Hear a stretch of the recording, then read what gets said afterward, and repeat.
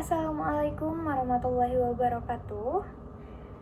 Dalam video kali ini saya akan membahas case-based learning mengenai Streptococcus pada babi yang menjadi salah satu tugas dari mata kuliah ilmu penyakit bakteri dan jamur. Jadi langsung saja. Sebelumnya, izinkan saya untuk memperkenalkan diri terlebih dahulu. Saya Baiknia Maulin dengan NIM 24095111118 dari kelas C. Jadi, kita langsung ke latar belakang masalah dari case-based learning Streptococcus pada babi.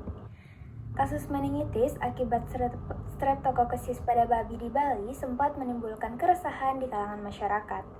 Penyakit ini menyerang babi dengan gejala seperti demam, lesu, gangguan saraf, bahkan kematian mendadak. Dampaknya tidak hanya pada kesehatan hewan, tetapi juga ekonomi.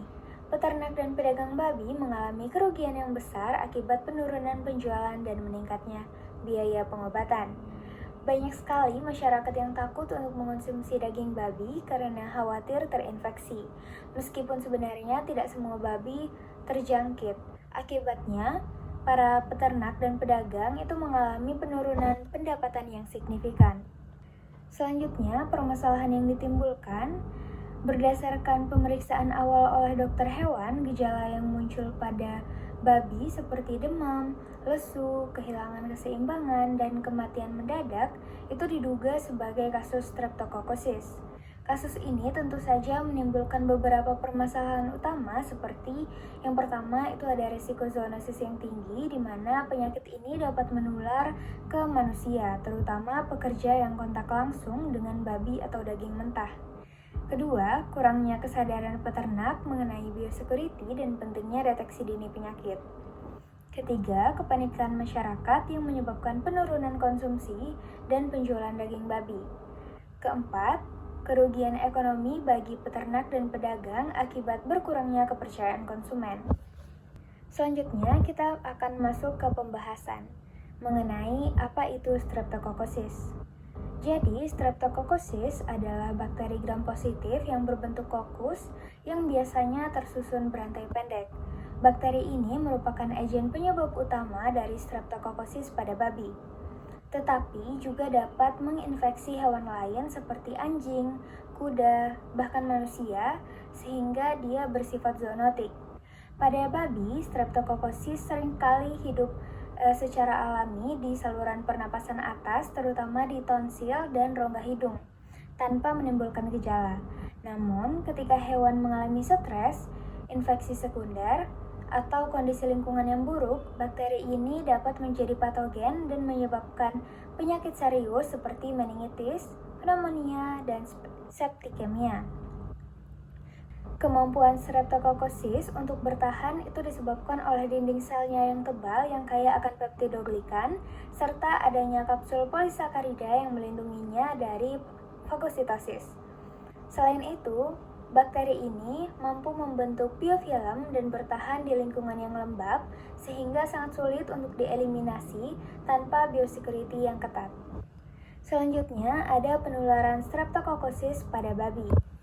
Nah, di sini faktor pemicunya yang pertama adalah stres, kepadatan kandang, ventilasi yang buruk itu dapat memicu bakteri menjadi patogen dan menular antara babi.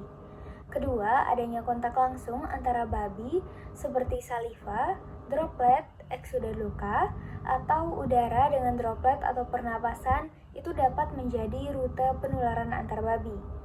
Selanjutnya, babi yang menunjukkan gejala atau menjadi pembawa atau karier itu dapat menjadi sumber infeksi bagi babi-babi yang sehat. Nah, selanjutnya ada Streptococcus itu bisa menjadi flora normal pada saluran pernapasan bagian atas seperti pada tonsil dan rongga hidung, saluran pencernaan, dan alat kelamin babi. Sebelumnya, kita membahas mengenai penularan Streptococcus pada babi. Sekarang kita akan membahas mengenai penularan Streptococcus dari babi ke manusia. Jadi, penyebabnya yang pertama adanya kontak langsung dengan babi atau produk babi yang terinfeksi, entah itu daging, darah, ataupun cairan tubuh melalui luka kulit terbuka atau luka kecil. Kemudian, adanya konsumsi produk babi yang tidak matang sempurna atau makanan olahan darah babi yang merupakan rute infeksi melalui saluran pencernaan. Selanjutnya, kita akan membahas mengenai gejala klinis pada babi dan manusia. Yang pertama, pada babi itu adanya kebengkakan pada sendi, entah itu pada kaki depan ataupun belakang, suhu tubuh naik atau demam, penurunan nafsu makan, kulit kemerahan atau hipermia, ingusan, ngorok, konstipasi atau sulit buang air besar, dan yang lainnya. Kemudian, pada manusia, gejalanya itu mirip meningitis, bakteri, seperti demam, sakit kepala, kaku kuduk, muntah-muntah, dan juga gangguan pendengaran atau ketulian yang merupakan gejala yang sangat khas dan seringkali dilaporkan terjadi pada lebih dari separuh kasus. Selanjutnya adalah diagnosis. Langkah pertama adalah mengumpulkan gejala klinis serta melakukan anamnesis. Ini meliputi riwayat kontak antar babi atau paparan yang mencurigakan, gejala spesifik yang muncul seperti demam, kelumpuhan, radang sendi, hingga gejala neurologis. Selanjutnya, dokter akan melakukan pemeriksaan makroskopis atau patologi dengan mencari rasi pada otak, selaput otak, sendi, paru, atau ginjal sebagai respons terhadap inflamasi. Pemeriksaan postmortem juga dapat dilakukan untuk melihat pendarahan serosa, eksudat, atau meningitis. Tahap berikutnya adalah proses kultur bakteri dan pewarnaan atau uji biokimia. Bakteri akan diisolasi pada media sheep blood agar dan diamati apakah membentuk koloni alfa hemolitik. Bakteri kemudian dikenali melalui pewarnaan gram, bentuk kokus rantai pendek ataupun ganda, uji katalase negatif, serta hasil oksidasi dan uji biokimia yang lain sesuai dengan standar untuk Streptococcus. Metode molekuler dan serologis juga digunakan seperti PCR untuk mendeteksi DNA yang spesifik, teknik ELISA untuk mendeteksi protein virulensi, dan berbagai uji serologis lainnya. Nah, yang selanjutnya adalah bagaimana penanganan dan pengendalian. Penanganan atau terapi pada babi yang pertama adalah penggunaan antibiotik sesuai dengan kepekaan, misalnya penisilin, oksitetrasiklin, kanamisin. Kemudian yang kedua ada pemberian suportif untuk menjaga hidrasi, nutrisi, perawatan tambahan sesuai dengan gejala.